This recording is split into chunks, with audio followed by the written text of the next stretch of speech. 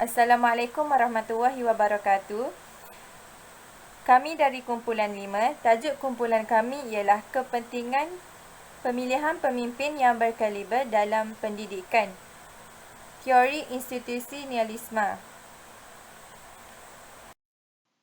Nama ahli kumpulan kami ialah Nur Fadlin Hamimi binti Awang, Amiruddin bin Herman, Nurul Yanadia binti Muhammad Nawi, Debayani anak perempuan Senapian, Wazirah Arifah binti Bakar.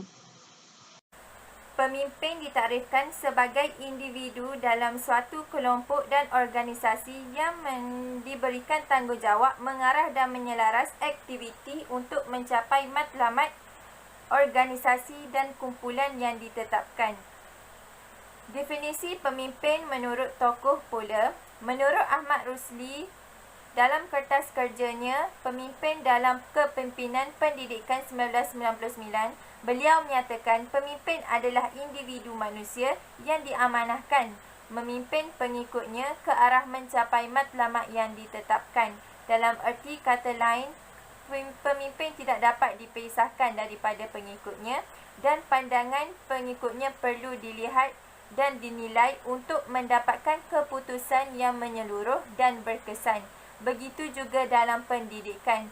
Pemilihan pemimpin yang berkaliber dalam pendidikan sangat penting bagi mencapai dan kecemerlangan dan hala tuju organisasi tersebut.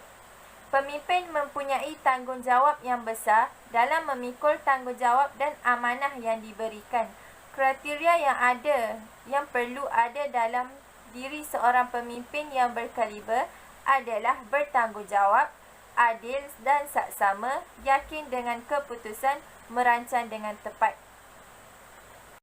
Pemimpin yang baik akan membawa organisasi ke arah yang lebih baik.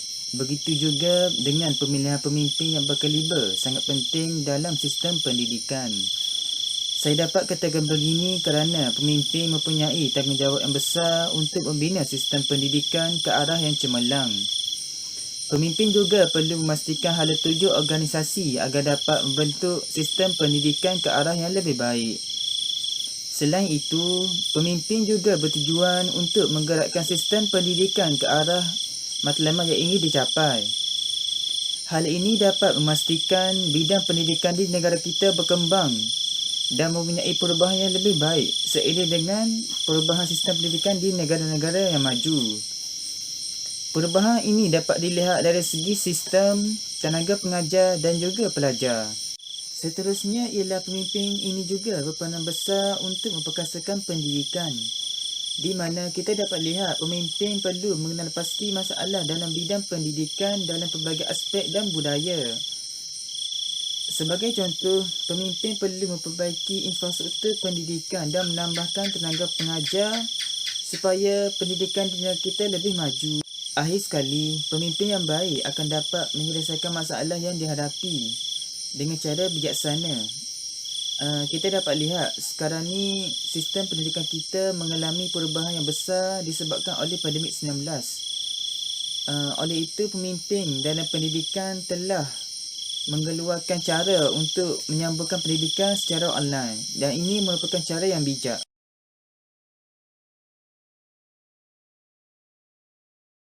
Teori institusi nasionalisme merupakan satu teori yang berkaitan dengan satu kegiatan institusi-institusi kerajaan yang terlibat secara langsung iaitu perancangan, pembuatan, pelaksanaan, penguatkuasaan dan penilaian.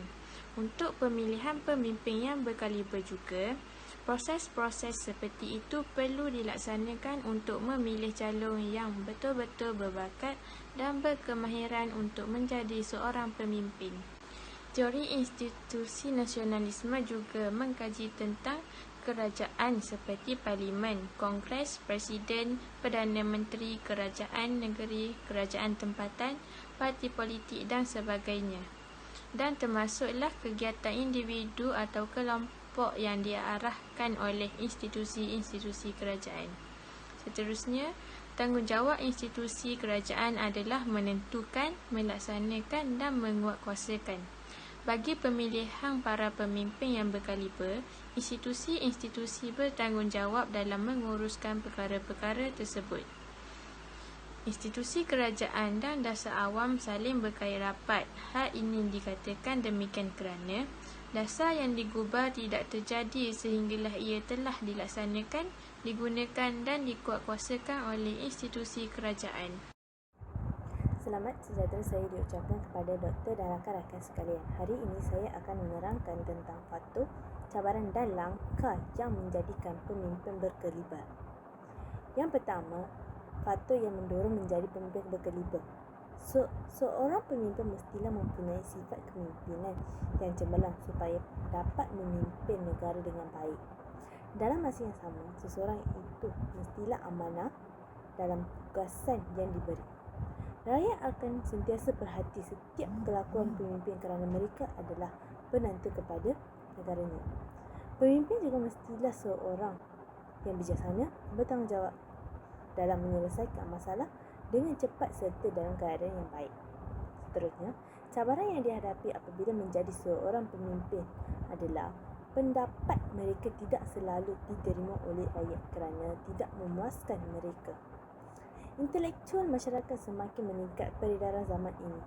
Hal ini kerana perkembangan teknologi menyumbang kepada semua masyarakat dengan mengetahui segala atau semua berita tentang kepimpinan dengan mudah dan cepat. Pemimpin juga sentiasa dalam keadaan yang tidak bertenang kerana mereka ditakuti benci oleh rakyat dengan keputusan mereka yang diambil. Seterusnya, langkah-langkah menjadikan pemimpin yang berkaliber adalah dari segi didikan ibu bapa serta agama supaya dapat memberikan segala didikan sejak kecil supaya mereka dapat mengetahui apa yang sedang berlaku di negaranya. Kerajaan juga perlu mengadakan kempen kesedaran supaya masyarakat dapat mengenali dan mengetahui tentang kepimpinan. Masyarakat perlu mendidik anak-anak mereka menawarkan diri untuk menjadi pemimpin dalam apa-apa jenis kelab kerana itu adalah permulaan untuk pemimpin yang terbaik. Itu saja daripada saya. Sekian, terima kasih. Secara kesimpulannya, pemilihan pemimpin yang berkaliber dalam pendidikan sangat penting dalam memastikan sistem pendidikan berjalan dengan sistematik dan mempunyai matlamat yang jelas. Terus itu, pelantikan pemimpin yang berkaliber dapat menyebabkan pertumbuhan dan perkembangan dalam sistem pendidikan. Manakala kepimpinan yang berkaliber dalam institusi pendidikan pula merupakan faktor utama untuk merealisasikan matlamat utama dalam sistem pendidikan, iaitu untuk melahirkan generasi masa hadapan yang mampu untuk bersaing di peringkat global.